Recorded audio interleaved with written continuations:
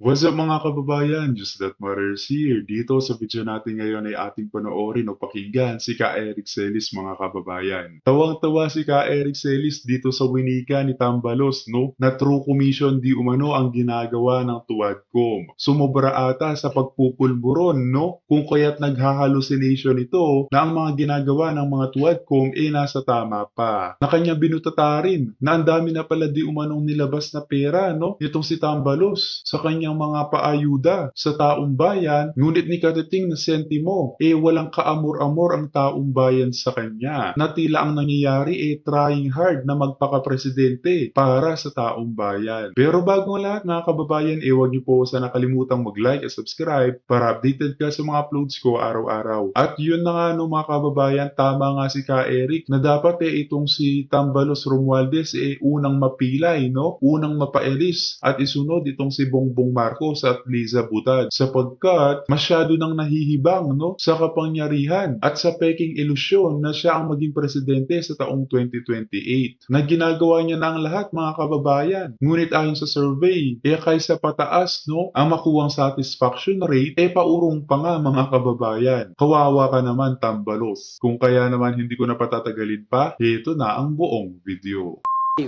Sapagkat nais po nating magbigay ng reaksyon dito po sa nakakatawa na nakakainis na naging ginawang pagpapahayag ni Martin Romualdez na ang Tuwadcom investigation daw at ang Kongreso ay parang nagsisilbi na truth commission. Wow! Napaka-self-grandeur at napaka-self-righteous ni Martin Romualdez. Paano naging truth commission ang House of Tambalos-Los Buaya na mga politikong kurakot, ng mga komunistang terorista, ng mga reject na NPA, na mga naging gangster, at ng mga bulok na politiko? Paano naging truth commission yan? Sige nga, magkaroon ka nga ng matagal pa ang mahal na araw, Mr. Martin Romualdez. Magmuni-muni ka nga, magkaroon ka ng self-reflection. Paano naging truth commission ang ginagawa ninyong paglapastangan at malawakang paglabag sa mga karapatan ng mga ordinaryong mamamayan at mga nagagamit ninyo at iniimbita na resource persons? Sige nga, tanungin mo ang sarili mo, hindi ka ba binabangungot ng sinasabi mo na ang Kongreso sa pamumuno mo at ang ginagawang Tuwadcom investigation ay isang hakbang para sa Truth Commission? Truth Commission ng ano? Ng mga kurakot at buaya na politiko? Truth Commission ng mga kontraktor na congressman na nawawala ang mga flood control project by the trillions? Ayos. Truth Commission ng mga komunistang terorista na may mga kaso na na-convict na. Like si Franz Castro, convicted sa child abuse case niya sa Davao del Norte, sa Regional Trial Court sa Tagum City. Kagaya po ng mga recruiter ng NPA, ng mga kabataan, at kagaya po ng mamamatay ng mga pulis at sundalo na naging gangster ng sinipa nito ng mga nasa NPA pa kami noon, na mga oportunista na mga gangster na naging hoodlum dyan sa loob ng Kongreso. Itong si Boy Contempt. Truth Commission Baka nakalimutan ninyo na ang ginagawa ninyo ay isang malawakang political demolition job. Hindi po yan Truth Commission. Paano maging Truth Commission kung ang interest ninyo sa pagsasagawa ng inyong Tuwadcom investigation na yan, o kapalmoks ni Castro, lalo na ni Martin Romualdez, kapalmoks, mantakin mo sasabihin niya na Truth Commission daw ang nagaganap sa Kongreso at ginagampanan lang daw ni Boy Contempt, Boy Tapang-Tapangan, Boy Hoodlum, ang kanyang role na magpa-contempt ng mga resource persons na ayaw daw mag-cooperate sa kanilang ginagawang investigation. Nakakatawa na nakakainis itong panibagong comedy na inihayag ni Martin Romualdez na ang Tuwadcom at ang buong Kongreso nila na tinatawag ng mamamayan na Kangaroo Court at House of Tambalos-Los ay si Commander Caldero daw. Kaya nga, Calderong NPA yan si Boy Contempt at si Boy Hoodlum. Klaro na mukhang naghahallucinate itong si Martin Romualdez. Amantakin yung walang kaso of conviction, walang criminal case complaint, o wala man lang anong proseso ng due process at ng equal protection of law, pinakulong nila ng illegal. Maliban doon sa Chief of Staff ni Vice President Sara Duterte na si Attorney Soraya Lopez. Kaya kahit anong pilit o brainwash niyang si Tambalos, no, sa harap ng kamera, walang maniniwala sa kanya. Kayo po ba mga kababayan, naniniwala po ba kayo dito sa pahayag ni Tambalos? O mas kapani-paniwala ang mga winiwika nitong si Ka Eric? Paki-comment nga yung opinion sa ating comment section ng ating mapag-usapan. Pinakulong nila ngayon at hanggang ngayon, 2 araw na lang magpapasko na, nakakulong pa rin po si Colonel Grijaldo. Active PNP officer po ito. So paano naging Truth Commission ang isang komitiba at ang isang kongreso na pinamumunuan ng mga abusado sa pwesto at kapangyarihan, mga involved sa malawakang korupsyon, mga nawawalang mga billions or trillions of funds at nagiging facilitator ng persecution at mga demolition job laban sa mga political rivals nila. Mantakin mo, tatawagin nila na isang malaking criminal grand conspiracy at malaking criminal enterprise ang inilunsad ni Pangulong Duterte noon na war on drugs. So sanang Truth Commission dyan, Quackcom, may bagong tawag pa, Quackcom. Emma Castillo, shout out sir. Eric, Merry Christmas to you and to your family. Thank you. So either po nag-hallucinate o na huhumaling sa kanyang kalasingan sa kapangyarihan itong si Martin Romualdez na tinatawag niyang Truth Commission ang kanilang ginagawang large-scale, systematic, desperate political demolition job. Baka naman ibang komisyon ng alam niyang mga yan, na kada drama nila sa Quadcom, nakakakuha pala di umano ng allowance o commission galing kay Tamba. Ano sa tingin niyo mga kababayan? May pa-true commission pang nalalaman ha? Laban sa mga Duterte.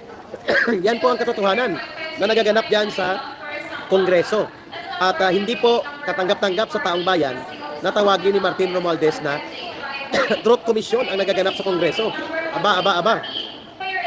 Kailangan po nating magreklamo sapagkat hanggang ngayon, naka-illegally detained po si Colonel Grijaldo at nakaambang po ang pagpapakulong din na illegal kay General Wilkins Villanueva.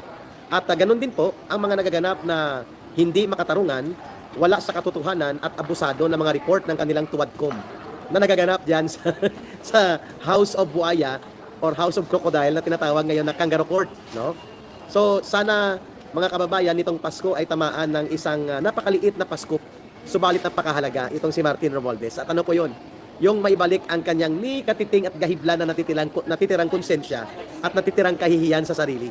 Hindi katanggap-tanggap po at napakalaking insulto at iskandalo para sa mamamayang Pilipino na tawagin ni Martin Romualdez na Truth Commission ang kanilang ginagawa at mga nagaganap sa kanilang House of Kangaroo Court. Pinagtatawanan siya ng taong bayan. No wonder na daos-dos pa rin ang kanyang trust in approval rating in spite of the fact na nagmomobilize na siya ng hundreds of billions of pesos ng pondo ng kaban ng bayan, and yet wala siyang ka-amor-amor sa kanya ang taong bayan. Walang ni katiting na political charisma itong si Martin Romualdez sapagkat ang tingin ng taong bayan sa kanya, abusado sa poder, konsentidor sa mga kagaya ni Boy Hudlom at ni Boy Contempt. Correct. Na walang ibang ginawa kundi mang abuso ng kapangyarihan, mangbuli ng mga resource persons, magtapang-tapangan, manduro ng mga tao at labagin ng big time ang mga constitutional rights ng mamamayang Pilipino. Lalo na po ang mga nai-invite nilang resource persons. So sabi ko nga, malayo pa ang mahal na araw, magpapasko pa lang. Bukas ay Christmas sa bispiras na ng Pasko. Kaya mga kababayan, no, hindi na rin natin naman iboboto itong si Tambalos Romualdez. Sama na rin nating idiretso kumunoy ang kanyang mga slate, no, o kasama nito na sina Abalos at iba pa. Na basta may koneksyon o kinalaman sa mga bangag, wag na nating iboboto. Pero si Martin Romualdez mukhang nangangailangan itong latiguhin. Nakagaya ng ginagawa sa mga nagkakaroon ng refleksyon at ng kanilang pagtalikod sa kasalanan tuwing mahal na araw, no? Keep on sending your messages, ha? Nasa airport lang po si Ka Eric. And I'm about to board the plane in an hour from now. At maraming salamat at naririnig po ninyo. Ang araw na ito, bagamat Lunes, ay hindi po maganda ang gising ng taong bayan. Dahil sa ginawa pong panawagan at deklarasyon nitong Speaker Tambaluslos na si Martin Romualdez na katotohanan daw ang kanilang inahanap sa loob ng mga pagsasagawa ng tuwadcom, investigation at ng kanilang mga persecutory, mapang-api at mapang-alipusta na uri ng pag-abuso sa poder laban sa interes at kabutihan ng mamamayang Pilipino. Ayon, kaya hindi po bibilhin o papatulan ng mamamayang Pilipino ang ganitong gimmick ni Martin Romualdez. Mantakin mo, ang pinaka-importante at nakapagbigay ng hindi mapapantayang katiwasayan laban sa kriminalidad at drug syndicate at mga kurakot at abusado sa gobyerno at lipunan sa panahon ni Pangulong Duterte ay tinatawag ng House of Kangaroo Court ni Martin Romualdez na isa daw napakalaking criminal conspiracy and criminal enterprise ang war on drugs ni Pangulong Duterte. Natatawa ang mga mamamayang Pilipino. Pinagtatawanan nila ang itong bogus at basura na report ng tuwadcom ni Martin Romualdez. Kaya malinaw po na nawawala sa realidad itong mga ginagawang pagpapahayag ni Speaker Tambaluslos. People are not buying off dito sa tinatawag nilang Truth Commission sapagkat ito ay barkadahan ng mga gangster, mga kurakot na politiko mandarambong sa kaban ng bayan, mga abusado sa poder, tagapaglabag ng saligang batas, at ang malala, kasama pa nila ang mga komunistang terorista na mga CPP, NPA, NDF at mga party list nila na nagmamaniobra sa loob ng Kongreso. Ayan, bayan kong mahal, ang ganda ng tagline niya. Salamat sa pagpapakulay po ninyo. Merry Christmas. So, ang totoong Truth Commission po ay ang pagtindig ng mamamayan na ipatigil po ang kalapastanganan at mga kabulastugan na nagaganap sa abuso sa kapangyarihan at pagwawaldas sa poder at pondo na ginagawa at pinamumunuan ni Martin Romualdez. These are the realities that the people are actually seeing on the ground. So, itong mga report na ginagawa nila, lalo na itong pinalabas din ni Benny Abante, na may human rights violations na malaganap daw sa war on drugs, isa ito sa pumapalakpak sa panahon ni Rodrigo Duterte, itong si Congressman Benny Abante ng Manila District sa Manila, na nag-aastang pastor Pilokolokoy, no? Paano nagkaroon ng malawakang violations na kahalintulad daw ng war on drugs na ito, na isang crimes against humanity at violations daw sa international humanitarian law. Yun ang binabanggit pa ni Benny Abante at ni Congressman Akop. Ito mga alipuris, ito talaga tagapagtanggol ng isang napakalaki at napakagrandyoso at pinunduhan na demolition job, political demolition job, in order to paralyze, in order to diminish, and in order to destroy the integrity of the political group of the Duterte. Marami po ang nakikinig sa paligid natin at marami dito mga OFW, mga seafarers, mga land-based na mga overseas Filipino workers na pauwi po sa kanilang mga pamilya at nakakasabay po ni Ka Eric sa umagang ito dito sa airport. Ayan ha. So, pangalawang punto kung bakit nag-live po tayo ngayon ay nananawagan po ang maraming mga naglilingkod sa kapulisan. Tumatawag po sa akin, hindi ko lang babanggitin ang pangalan, mga senior officers po sila ng Philippine National Police, at sila po ay hindi makapagsalita ng direkta sapagkat manganganib ang kanilang karir at pwede silang mapatawan ng administrative and disciplinary action kung sila ay magsalita tungkol sa naganap na mga illegal na pagdedetene at paglabag sa karapatan ng ating kapatid sa ating paglilingkod sa mamamayang Pilipino, si Colonel Grijaldo. But a lot of senior officers from the PNP are trying to call Ka Eric na ipanawagan po ang pagpaparelease kay Colonel Grijaldo on the humanitarian ground and on the ground of righteous and just reasons na hindi pwedeng labagin ang kalayaan na maging malayak ng mga individual na mamamayang Pilipino sapagkat ito ay sagrado. Our liberty and freedom are sacred to us. That is why these are enshrined in the Constitution. Nakasaad po yan sa ating saligang batas. Hindi po pwedeng labagin basta-basta yan ng mga nasa kapangyarihan. Kaya itong sinasabi natin, katawa-tawa at nakakainis at the same time, itong pagdideklara ni Martin Romualdez na Truth Commission ang nagaganap sa kanilang Tuwad Committee investigation sa Kongreso. Sabi nila, saan ka daw pupunta, Ka Eric, at maaga ka? O yung pagnanakaw nila sa kaban ng bayan. O paano nila yan sasabihin, Ka Eric, na Truth Commission yun? Yun ang dapat maimbestigahan. O tama po kayo na hindi na po makatarungan talaga itong nagaganap na mga kabulastugan, katarantaduhan, at malawakang mga paglabag sa karapatan ng mamamayan. At ngayon, hindi lamang po nahuhumaling sa kanyang hallucination of grandeur and self-righteousness. Itong si Martin Romualdez, konsentidor pa itong kolokoy na speaker ng Baluslos. Bakit konsentidor? Mantakin mo, lantaran ang mga paglabag at pangbabalahura at pangbabastos nito ni Boy Contempt, ni Boy Hudlom, at ni Boy Tapang-Tapangan sa kanilang pangbubuli, pangbabastos, at mga pangbubuliglig sa mga karapatan ng mga mamamayan na nagiging resource persons. Aba, okay lang kay Martin Romualdez. Hindi kung hindi yan Kangaroo Court, kung hindi yan Tambaluslos House at House of Crocodile, bakit mo tatawagin yan, Martin Romualdez, na ang ginagawa niyo ay Truth Commission? Sige nga, mag-uminom ka nga ng pangpagising. Mahirap po gisingin ang taong natutulog, kunwari, sa kanyang realidad, pero gising na gising sa isang bangungot na kalagayan ng kanyang paniniwala. Yan po ang kalagayan ni Martin Romualdez. At dito sa video natin ngayon mga kababayan ay ating panoorin itong dalang balita ni General Macanas. Marami na talagang Pilipino ang hindi satisfied dito sa ginagawa ng mga bangag na administrasyon. Namantakin yun mga kababayan na ayon sa survey pahirap ng pahirap ang pamumuhay ng mga Pilipino under sa bangag na administrasyon. At kung anong ang dahilan ay ating mapapakinggan dito sa video na ito. Kung kaya naman hindi ko na patatagalin pa, ito na ang buong video. Magandang araw mga kaibigan. Pag-usapan natin ngayon ang resulta ng pinakabagong survey ng Pulse Asia na kung saan tinanong ang 2,400 respondents yung satisfaction nila sa overall performance ng admin ng PBBM administration. So, different areas of governance ang tinanong. At ito po, medyo nakakalungkot na balita dahil merong 6 areas of governance ng mga respondents ang net satisfaction or net approval rating nila is negative. Mas marami ang dissatisfied kaysa yung satisfied. Naku po. So, meron ding areas of governance na medyo positive ang net satisfaction rating, but mas marami yung negative na. Ang taong bayan na dismayado na. Okay, so ano itong 6 areas of governance na hindi na maligaya ang mga Pilipino? Okay, ulitin ko, ang Pulse Asia Survey, isa sa mga matagal ng kakandak ng survey sa ating bansa.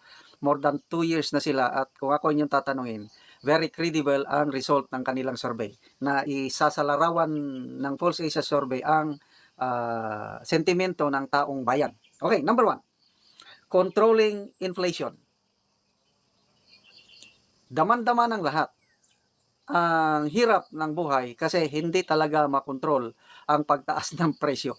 Lalo na yung bigas na may Tama. pangako 20 pesos per kilo na bigas. Okay, ang mga respondents, negative 80% ang net approval rating. Anong ibig sabihin nito? I-minus mo yung happy, i-minus mo ang unhappy doon sa happy. You're satisfied and unsatisfied. So, lumalabas ito, 90%, paano ito? Yeah. 90% ang hindi maligaya, only 10% ang nagsabing maligaya o satisfied sa ginagawa ng gobyerno pag-control sa inflation. Kaya 10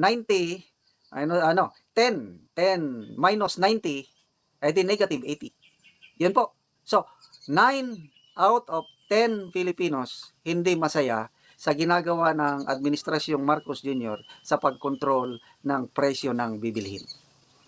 Agree ba kayo nito? Ako, kahit Tama, General Macanas. Sobra nga naman ngayon mga kababayan ang presyo ng mga bilihin, no? Pero ang sahod o minimum wage ng mga ordinaryong Pilipino hindi tumataas, pero ang bilihin patuloy na tumataas. Hay nako, na nagiging sanhi ng pahirapang pag-angat, no? Sa kabuhayan ng bawat Pilipino.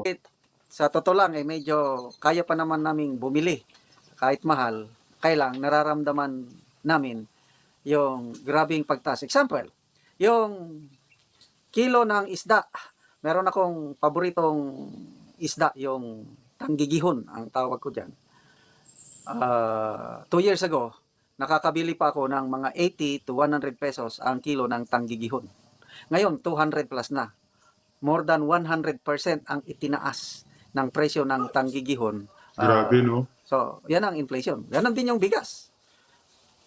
Panahon ni PRRD, 40 lang ang average price. Ngayon, 50 to 60 na. Okay, so controlling inflation, yan ang pinakamalaking dissatisfaction rating ng mga Pilipino.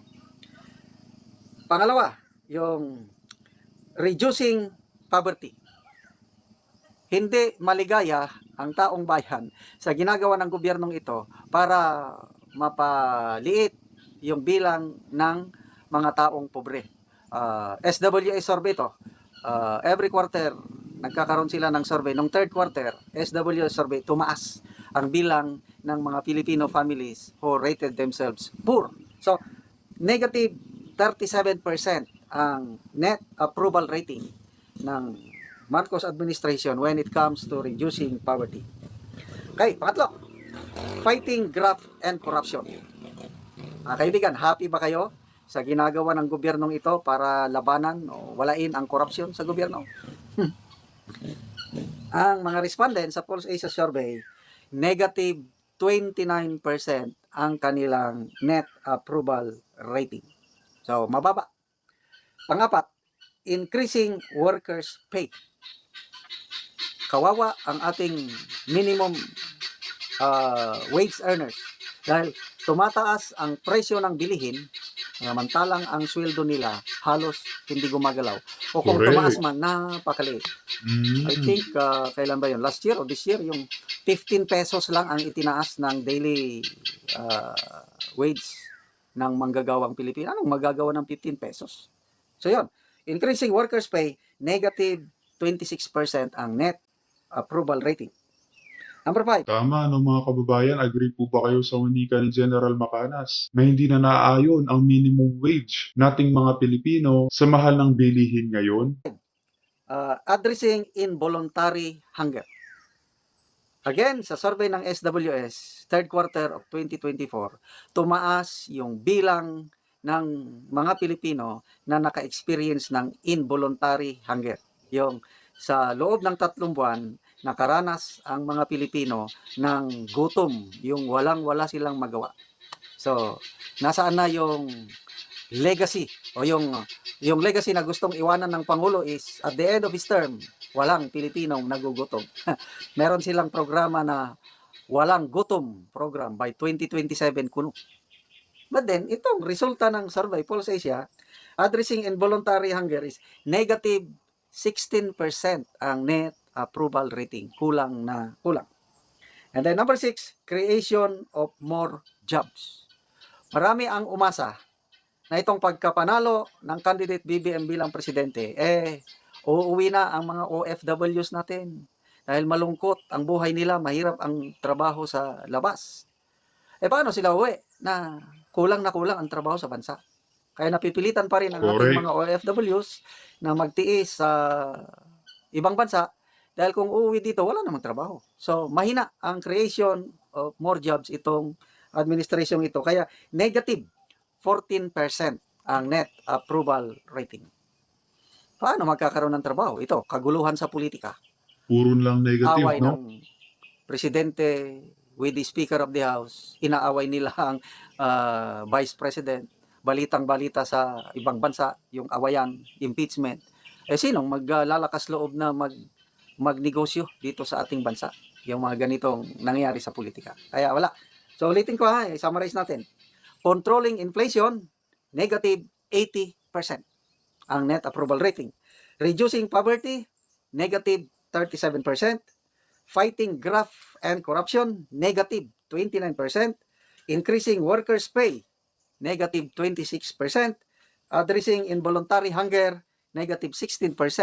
And creating more jobs, negative 14%. Okay, sa positive naman, in fairness, meron namang ginagawang magandang administrasyong ito. Yung top 3 na positive ang net approval rating is number 1, protecting OFWs. Positive 51%. Wow, very good ito. Sana all ganito, positive 50 plus. Responding to the needs of areas affected by calamities, positive 47% ang response ng respondents. Happy sila. So this is a good rating. And then, defending the integrity of Philippine territory against foreigners, positive 37%. So, sana wake up call ito sa administrasyon na pag-ibayuhin nila ang pagsisikap para makontrol ang inflation, ma-reduce ang poverty, malabanan ang graft and corruption, ma-increase ang sweldo ng mga manggagawa, ma-address ang voluntary hunger at saka makakreate ng more jobs. Salamat sa Pulse Asia na nagpapalabas ng katotohanan tungkol sa kalagayan ng ating bansa.